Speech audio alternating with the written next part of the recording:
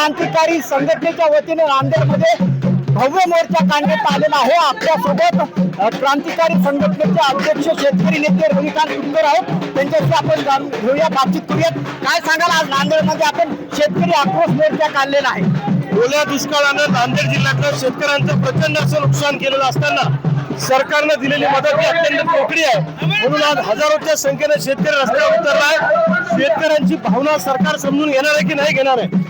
आज आमचे जनावरं वाहून गेलेत, आमची शेती जवळपास 5-5, 10-10 फूट वाहून गेलेली असताना सरकारनं दिलेल्या मदतीमध्ये आमचं काही भागणार नाही। सरकारनं सांगितलं 31,500 कोटीची मदत आम्ही दिली, परंतु ही मदत खोटी आहे।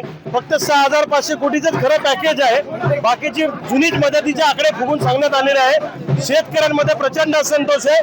आज गावगाड्यातला शेतकरी स्वतःच्या हक्कासाठी रस्त्यावर उतरलेला आहे आणि शेतकऱ्यांच्या नादाला लागाल तर तुमच्या पाठीवर आसुडाचे फटके दिल्याशिवाय राहणार नाही, हे सांगायला आजचा आक्रोश मोर्चा आहे। शेतीमालाला भाव नाही, सोयाबीन कवडी मोल भावामध्ये विकत आहे, कापसाला देखील भाव नाही। सोयाबीनचा प्रति क्विंटल उत्पादन खर्च 8,000च्या आसपास असताना बाजारात मात्र 3,800 रुपये ते 4,000 रुपये सोयाबीन विकला जात आहे। सरकारनं सरकारी खरेदी अजून सुरू केलेली नाहीये।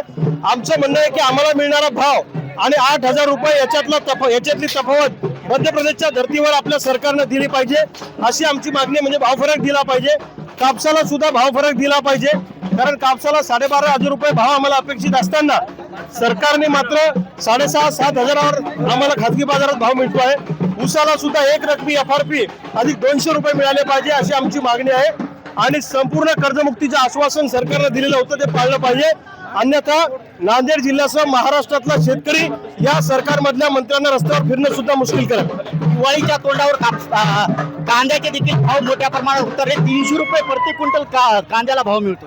सोयाबीन कापूसवाला जसा संकटात आहे तसा कांदा उत्पादक शेतकरी पण संकटात आहे।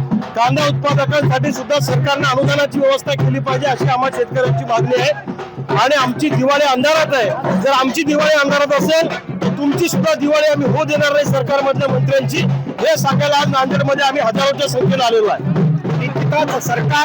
सरकारमधल्या मंत्र्यांची आणि आमदार खासदारांची दिवाळी देखील शेतकऱ्यांची जशी दिवाळी अंधारात जात आहे तशा पद्धतीने या सर्वांची दिवाळी अंधारात घातल्याशिवाय राहणार नाही, असा इशारा देखील शेतकरी नेते रविकांत तुपकर यांनी दिलेला आहे। संजय सूर्यवंशी, साम टीव्ही न्यूज, नांदेड।